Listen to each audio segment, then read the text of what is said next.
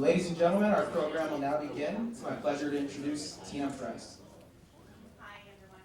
I'm Tina Price, and I'm the chair of the board of directors of the Ilan Campus Coalition. Thank you for joining us today. I'd like to welcome you to today's discussion, Perspectives Against Academic Boycotts. We're here to provide an alternative perspective to the MLA-sponsored panel of academics who are in favor of boycotting Israel, and offer a broader discussion about academic freedom in Israel, the Palestinian territories, and the greater Middle East. I want to acknowledge Samir Ali, who moderated the prior discussion, and thank you for inviting participants and attendees from that session here. We're lucky to have with us 4 academics, including 3 MLA members, all of whom opposed the MLA resolution condemning Israel's alleged lack of academic freedom. Thank you for your principal stance. We look forward to hearing your remarks. To lead our discussion, I'm pleased to introduce our moderator, Russell Berman. Russell is a past president of MLA, a current MLA member, and a professor at Stanford. Thank you.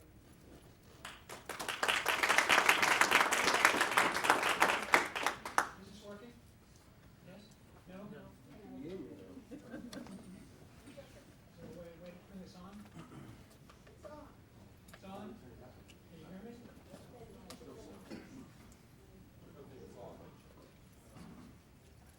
How's this? Thank you. My voice is going, this is useful. Thank you for joining us this afternoon for a discussion of perspectives against academic boycott. I'm glad you're able to find your way here. This event took shape as a response to the December decision of the American Studies Association to endorse a boycott of Israeli academic institutions. This event this afternoon is also intended to provide views to supplement a session at the Convention of Modern Language Association. Some of you may have attended this session, which just took place earlier this afternoon. Our plans for this session against the boycott took shape too late to be included in the regular MLA convention planning, and we could therefore not apply for inclusion in the official schedule.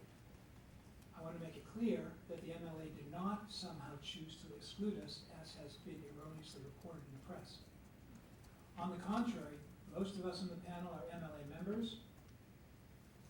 Those who isn't, I will recruit. No, I joined today. And I was boycotting the boycott.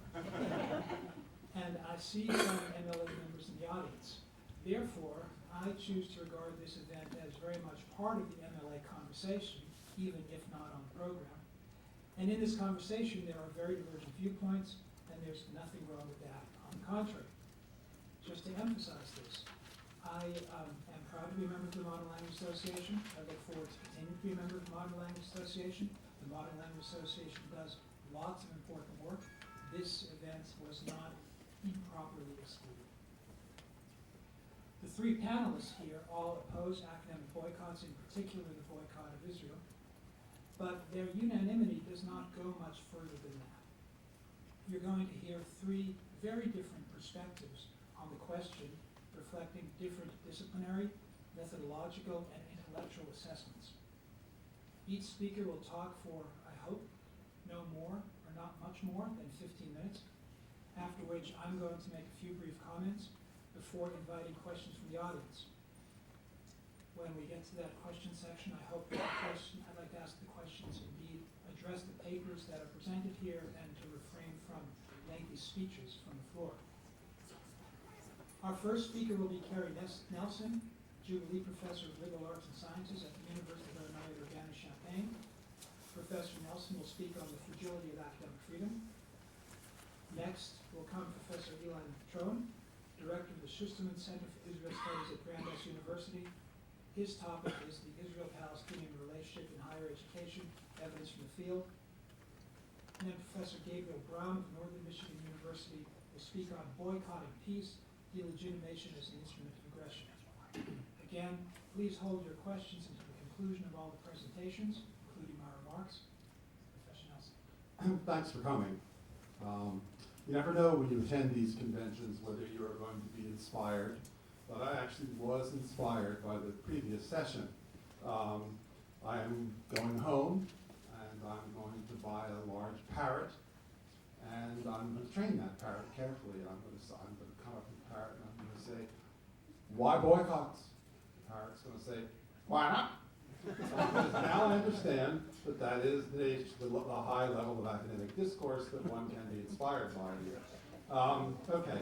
I want to begin by talking about the complexity of defining academic freedom, which one of my organizations, AUP, is coming up on its 100th year of struggling to define it and redefine it and refine it in relation to new conditions. It can't be done in a phrase, it can't be done in a page, I'm sorry. A few years ago, I was trying to write some very basic documents for public outreach about the key concepts of academic life, and I wrote a piece called What Academic Freedom Does and Doesn't Do. It was published in Inside Higher Education. When I sent a draft to the staff of AUP's Department of Academic Freedom, Tenure, and Shared Governance, they prefaced their suggestions with a caveat. It's nice of you to try to educate the public, but do you actually think faculty know these things? And the answer, of course, was no. It's not surprising that BDS faculty often don't know much about academic freedom, since most of their colleagues don't either. But then most of their colleagues aren't making pronouncements about academic freedom. They simply persevere, slog on in quiet ignorance. BDS ignorance is, one may say, more proactive. It's out there, doing the hard work of spreading confusion and misinformation. So let me begin with what might seem an irrelevant example. In last week's Chronicle of Higher Education, BDS advocate and ASA activist Eric Chaffetz proudly flaunts his scholarly expertise by citing AEUP's 1940 statement on academic freedom and tenure and describing it as the gold standard, which, unfortunately, it is not. The 1940 statement is a consensus document designed to get the critical components of a 6-year tenure model widely accepted and to promote universal endorsement of academic freedom as the main pillar of faculty identity. If you take to read the trouble to read Walter Metzger's essay on the history of the statement, published in Law and Contemporary Problems in 1990, you'll find that there was a lot of debate over the wording of it. It became clear after a while that the only chance to get a consensus statement that everyone would sign on to was brevity. A few sentences, a paragraph was going to have to do because that's all you could get everyone to agree with. A number of campuses incorporate the 1940 definitions, which include a number of compromises in their faculty handbooks. If asked, should we use this definition of academic freedom, I say please don't. It may be a standard, it just isn't a gold standard. The text on academic freedom entails qualifications faculty should be very reluctant to embrace. So there's, a well-known BDS advocate saying that that's his, his Bible, his formal statement of academic freedom, and it's misleading and inadequate. The problem starts with the brevity. Academic freedom is an abstract principle that has to be applied to different questions and contexts. If the AEUP has a gold standard, the closest thing would be our founding 1915 declaration. But even that magisterial and still inspiring document is colored by the historical context of its composition. As I've pointed out before, it images students as very naive and impressionable. Before the internet, before television, before radio, they're not so impressionable as the AEUP thought they were in 1915. And the statement has language about faculty responsibility, similar to the 1940 statement, with much the same problems.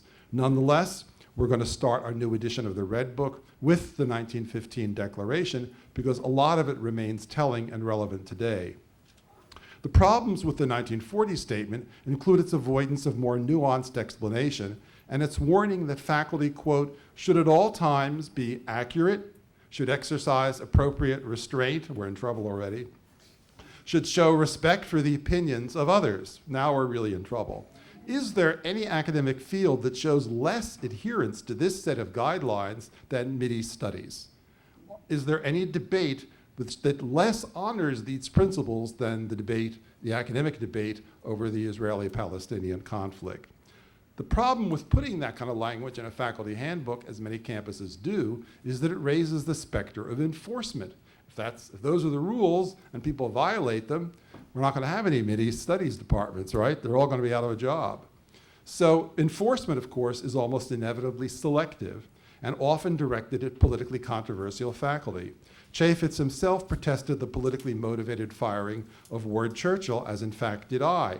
One might have hoped, therefore, that he would be sensitive to the possibility that whichever group was politically empowered, whether pro or anti-boycott faculty, might use the strictures in the 1940 statement to punish their opponents.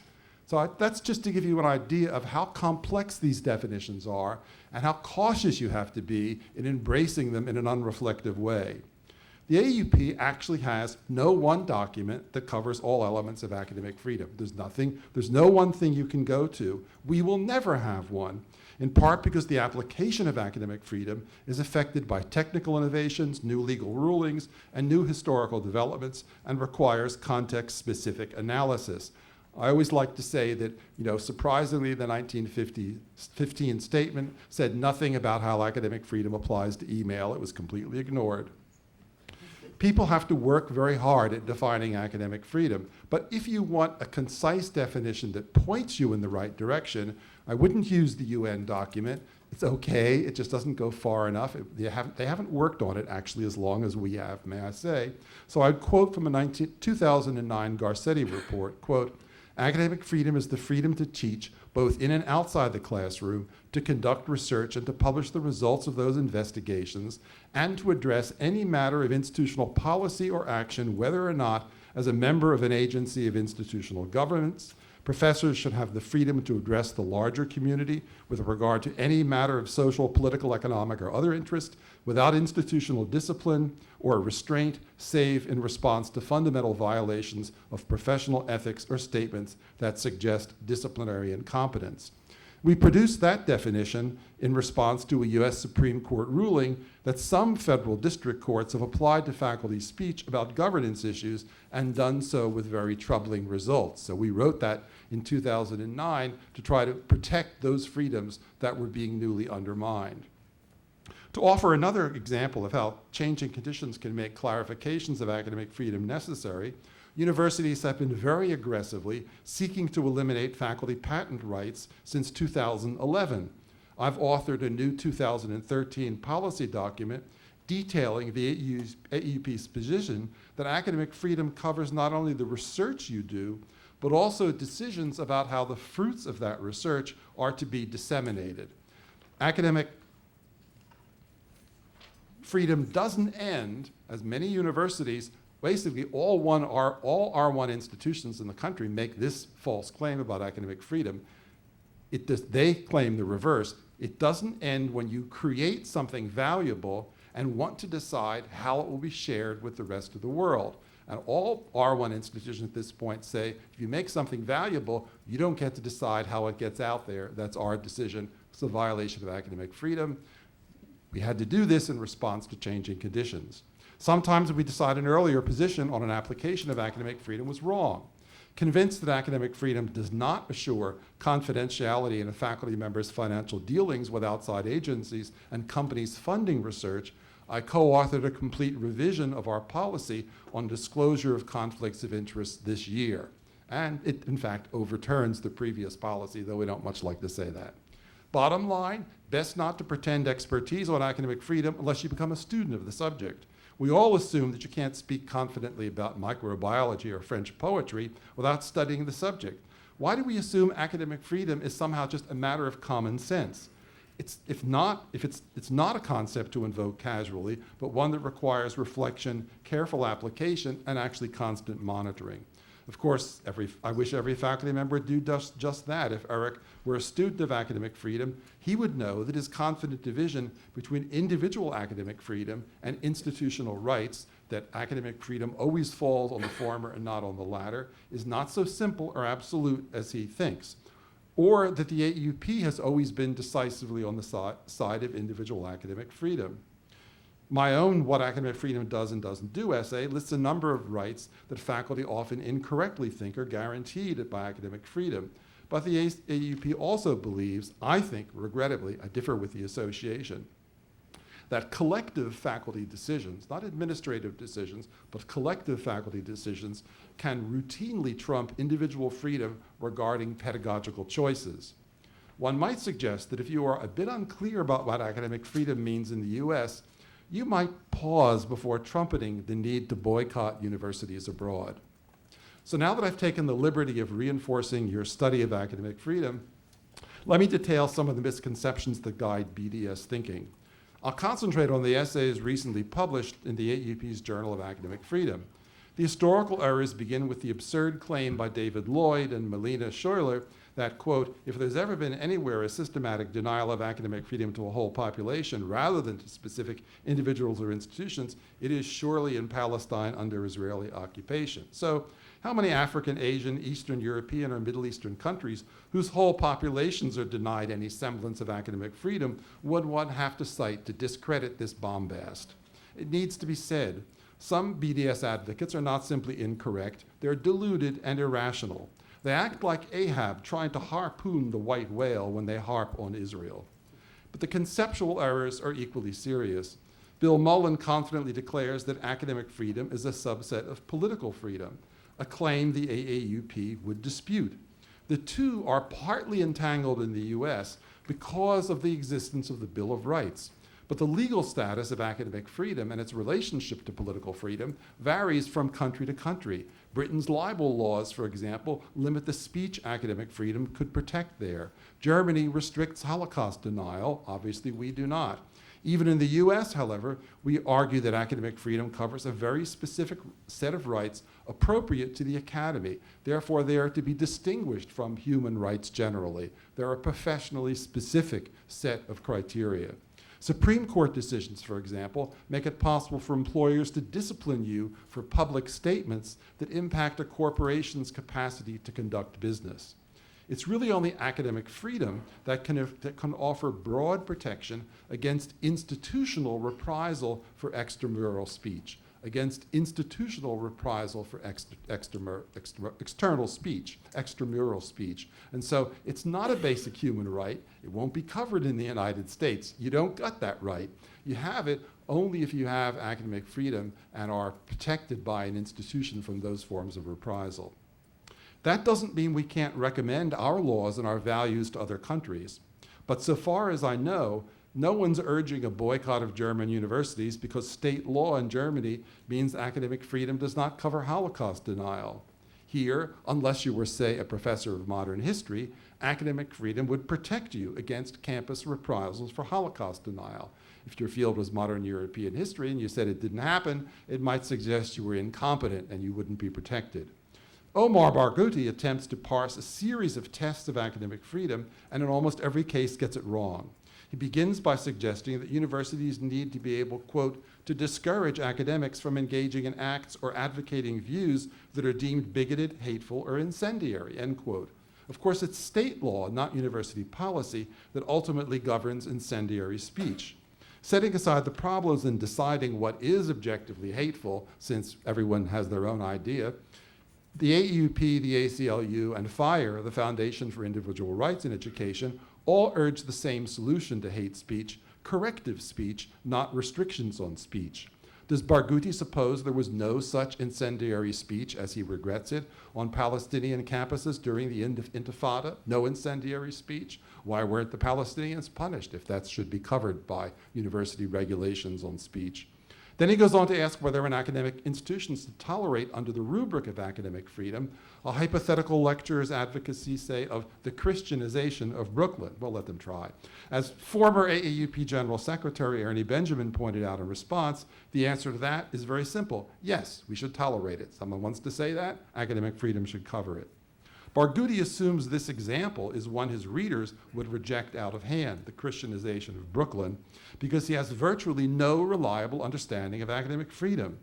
Finally, just to be sure we will all be scandalized and the Jewish critics of the BDS campaign for an academic boycott of Israel will be shown to have a double standard, he asks, quote, whether academics who uphold Nazi ideology enjoy the right to advocate their views in class. While the AAUP would insist on students' rights to disagree, the AAUP would once again answer yes, although exactly what he means by Nazi ideology, which can mean a lot of different things, is not clear. What Barghouti really endorses is getting the right people in power so they can suppress speech of which he disapproves. That's academic freedom for him. empowering those who can suppress speech they don't like. His goal is selective academic tyranny, not academic freedom. And yet he is honored, as he was here, as a shining spokesperson for judgments about how universities should do business. BDS advocates almost all solemnly and bizarrely suggest that Israeli universities are unique in, quote, systematically providing the military intelligence establishment with individual research. Have they looked to their right or their left on American campuses?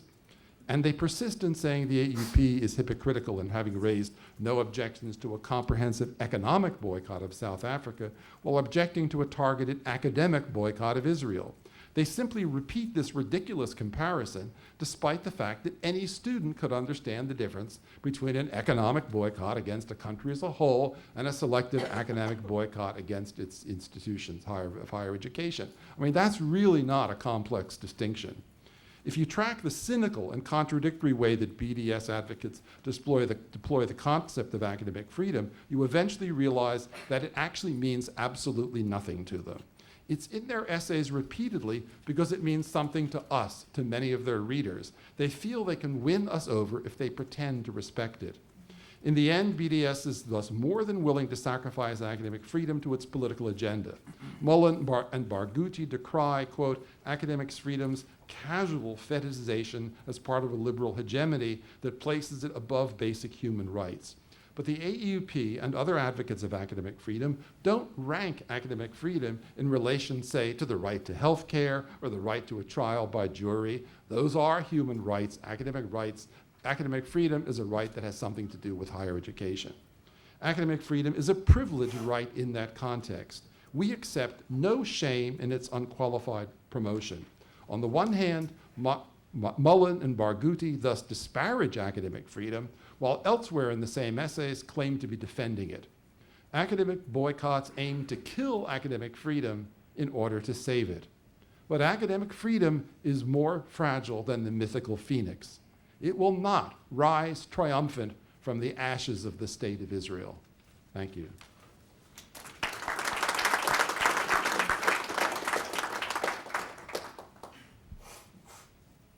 First, I ought to say first, I ought to have a microphone.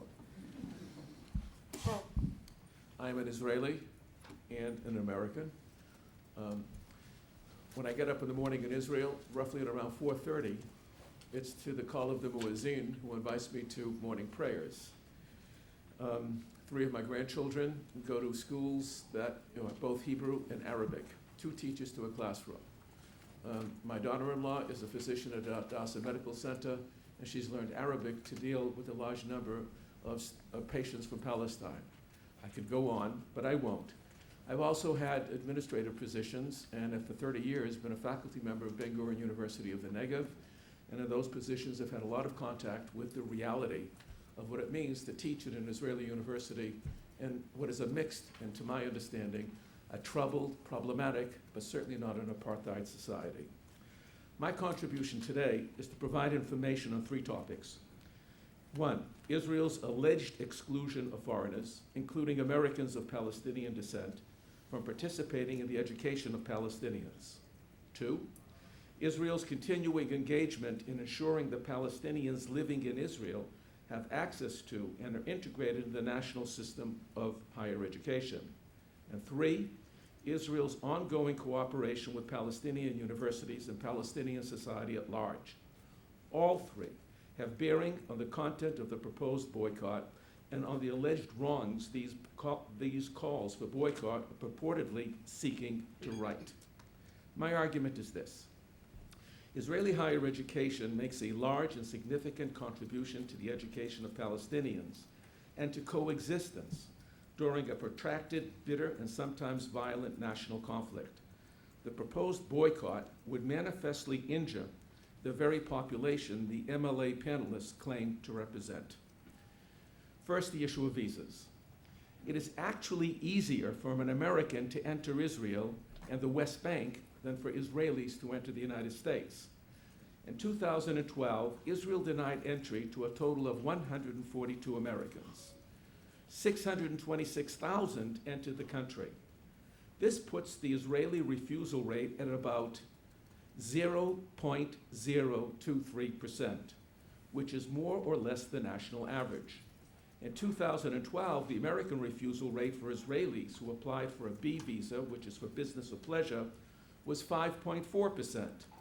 That is, an Israeli who wants to enter the United States is about 200 times more likely to be denied entry than an American who wants to enter Israel, including those who want to enter the West Bank. Should you enter the relevant State Department website, as the MLA panelists urge, you would discover that the State Department advises American citizens not to go to Gaza since it is under the control of Hamas, that is, defined as a terrorist organization. It similarly cautions against entering areas in the West Bank, since Americans are likely to encounter violence from Palestinian radicals and experience Israeli army closures that are made in response. Nevertheless, the fact is that hundreds of foreign teachers successfully enter Palestine.